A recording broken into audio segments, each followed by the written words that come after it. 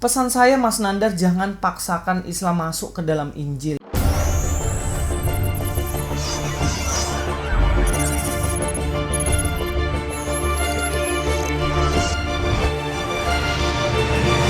Assalamualaikum, selamat datang kembali di channel ini. Kali ini kita akan lanjutkan untuk membahas Nandar yang sebenarnya kemarin saya akan bahas di hari Sabtu, tapi berhubung banyak banget kerjaan jadi nggak kekejar untuk upload videonya guys.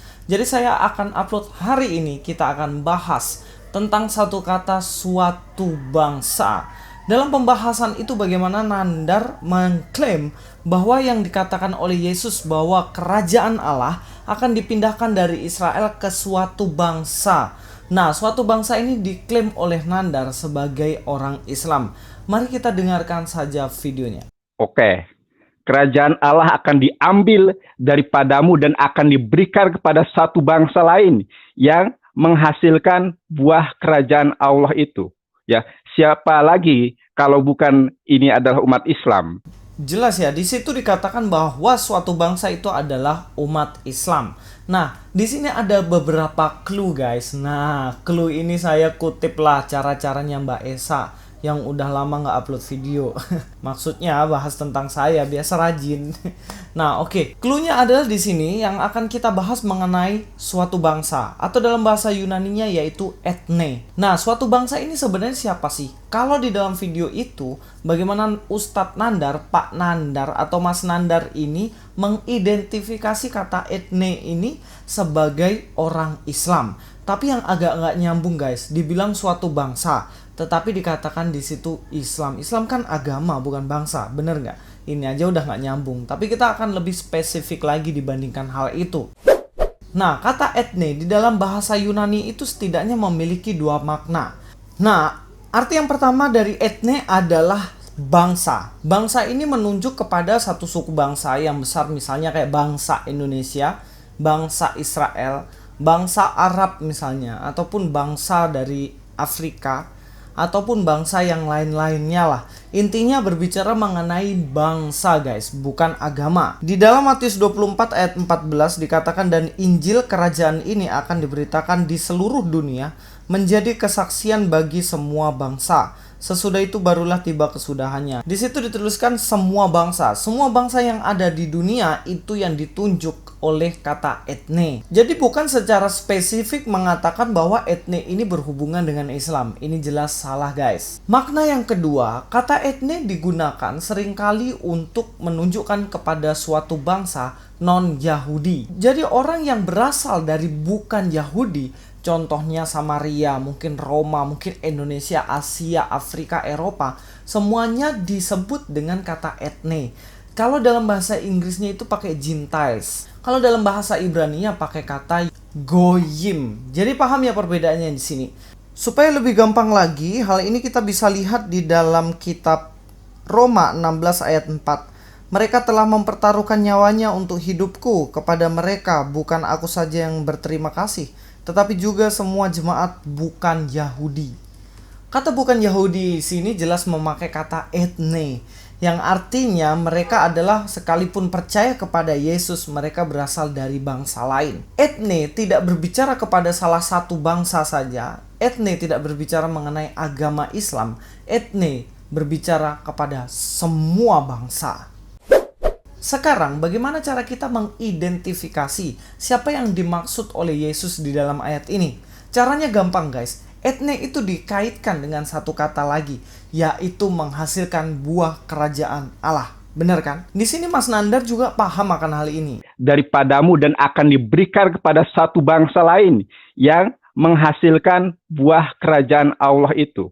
Ya, siapa lagi kalau bukan ini adalah umat Islam? Dikatakan di situ menghasilkan buah kerajaan Allah itu. Tapi kesalahan Mas Nandar di sini dia bilang siapa lagi kalau bukan orang Islam. Nah, sebelum masuk ke situ siapakah dia, kita akan cek apa yang dimaksud dengan buah kerajaan Allah. Buah kerajaan Allah itu buah roh guys. Kita bisa buka dalam Galatia pasal 5 ayat yang ke-22. Tetapi buah roh ialah kasih, sukacita, damai sejahtera, kesabaran, kemurahan, kebaikan, kesetiaan, kelemah lembutan, penguasaan diri, dan tidak ada hukum yang menentang hal itu. Buah kerajaan Allah adalah buah roh. Bagaimana di situ dipenuhi kasih, sukacita, damai sejahtera, dan lain-lain. Jadi orang yang memiliki buah roh, terutama kasih, yang tidak suka membunuh, yang tidak suka mengancam-mengancam, yang tidak suka sirik sama orang lain dan lain sebagainya, dia yang menghasilkan buah itu, guys. Jadi tidak hanya menunjuk satu agama, tetapi jika ada bangsa yang bukan Yahudi sekalipun, tetapi dia menghasilkan buah, maka dia adalah anak-anak yang memiliki kerajaan Allah itu. Tetapi ada satu hal lagi yang penting yang harus kita ketahui. Mari kita lanjut ayatnya. Di ayat 24 dikatakan, barang siapa menjadi milik Kristus, ia telah menyalibkan daging dan segala hawa nafsu dan keinginannya. Jikalau kita hidup oleh roh, baiklah hidup kita juga dipimpin oleh roh. Jadi di sini jelas bahwa orang yang menghasilkan buah itu tidak hanya ditunjukkan dari kasih, sukacita, dan lain sebagainya. Tetapi sebelum menghasilkan buah-buah ini, dia harus dipimpin oleh Roh Kudus. Dikatakan dalam ayat selanjutnya dipimpin oleh Roh Kudus dan dimiliki oleh Kristus. Jadi bangsa lain atau suatu bangsa atau etne ini dia harus menghasilkan buah roh. Buah roh dihasilkan ketika etne itu dimiliki oleh Kristus dan dia dipimpin oleh Roh Kudus. Nah, kalau Pak Nandar di sini, Mas Nandar mengatakan bahwa suatu bangsa ini adalah orang Islam. Apakah orang Islam itu dipimpin Roh Kudus? Tentunya enggak, sebab Roh Kudus itu kan enggak dipercayai di dalam Islam. Yang kedua, apakah orang Islam itu miliknya Kristus? Kan bukan. Orang Islam itu kan miliknya Allah. Jadi ini jelas sesuatu hal yang sangat berbeda. Pesan saya, Mas Nandar, jangan paksakan Islam masuk ke dalam Injil, sebab itu pasti Mas Nandar sendiri bertentangan dengan orang Islam. Karena saya yakin orang Islam itu, saya yakin agama Islam mengajarkan untuk tunduk kepada Allah dan dimiliki oleh Allah, dipimpin oleh Allah, bukan dipimpin oleh Roh Kudus dan dimiliki oleh Yesus. Benar ya? Dan ini dua hal yang berbeda. Nah, kalau Mas Nandar coba-coba klaim statement-statement dalam Alkitab itu memenuhi apa yang dia mau, ya jelas benturan sendiri dengan dalil-dalil yang dia miliki. Contohnya mengenai etne ini. Guys, agama kita memang beda. Ajaran kita berbeda, tetapi ada satu yang sama dari kita, yaitu kita sebangsa. Mari kita saling mengasihi sekalipun berbeda agama, tapi kita saudara di dalam bangsa Indonesia. Bhinneka Tunggal Ika, Luis Prasetyo sini. God be with you. Merenungkan kasih setiamu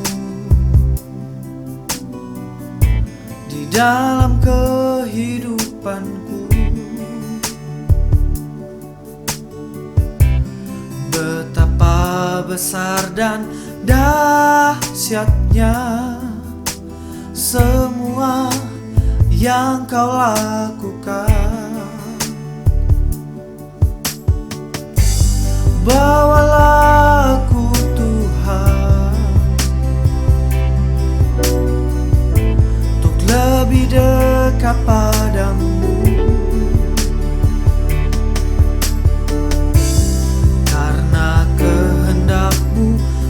Selamatkanku dan hidup dalam kebenaran. Oh Tuhan, Engkaulah kebenaranku.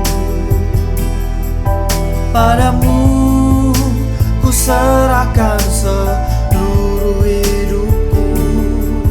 Tiada yang dapat aku andalkan selain Engkau yang membenarkanku. Karena kehendak-Mu untuk selamatkanku dan hidup dalam kebenaran. Oh, oh, oh Tuhan, Engkaulah kebenaranku. Padamu ku serahkan seluruh hidupku. Tiada yang dapat aku andalkan selain Engkau yang